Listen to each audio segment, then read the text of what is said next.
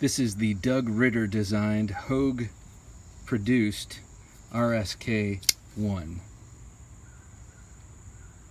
That's right, when Benchmade decided to stop doing OEM work and stop making the Ritter Griptilian, Doug Ritter started looking for someone else to make his beautiful knife, and he landed with Hogue, and what a place to land.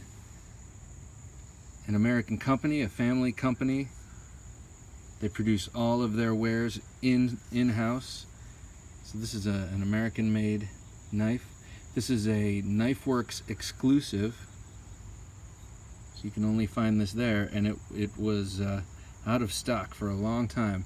I interviewed Doug Ritter a couple of times for the TheKnifeJunkie podcast, talking about knife rights, and of course we talked about this knife, and he said it was hard to keep them in stock, and I told him mine is on the way, and that was a bit of a fib. It was on pre-order, and I was expecting pre-order to end quicker than it did, and but it finally came, and it's awesome. 20 CV steel.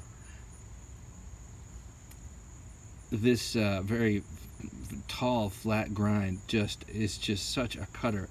It's unbelievable. I used it this morning to devine a giant white pine tree, and we just have Virginia creeper and grapevine all over the place, and it is tenacious, and this just chewed right through it. And of course 20 CV, it showed absolutely no wear on the blade. I stropped it just for fun, but unnecessary. It came super sharp, and I'm wondering what that edge bevel is, what the angle is. It comes up pretty high, and it's an already thin stock and wide and highly ground up high on the blade, so it's very thin behind that edge, and that edge is pretty fat, so this is just a slicing machine. I love Hogue. Doug Ritter's an awesome guy, and he really had a winner with this design. Now, I always used to wonder what the difference between a when it was the Ritter Griptilian and then just the plain Griptilian. I frequently wondered why people would pay so much more money for the Doug Ritter Griptilian, and after speaking with him and then having one in hand, and having used one, I'll tell you, it's about the blade. Here, let me show. I'll illustrate with my.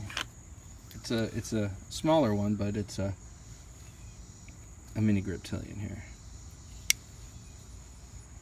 Look, relatively speaking, look at how much higher this grind comes on that blade. This is a shallower flat grind. It's a pretty high flat grind, and then look, the blade stock is just about the same, so it just follows that this is going to be wedgier than this, and I think that's what people really went in for, and I think they used a different blade steel on the Ritter Griptilian. But anyway, this is the RSK-1, and man, I'm so happy to have it. So happy to have it. I love that milling in the G10. It's contoured this way, so it's rounded off that way, and you've got this crazy sort of sunburst pattern. And not for nothing, but this handle design is way better in reverse grip too. So when you're defending your life with this knife and you put it in reverse grip, or when you're punching through that 55-gallon drum full of contraband, and of course you're a good guy, you would use this in reverse grip, and this would feel great.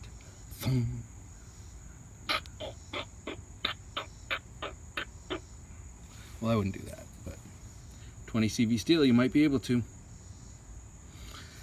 All right, and oh, the Able lock, their version of the Axis lock, it works great. You know, lots of other people have done that style lock and have been successful with it. It's just a winning design.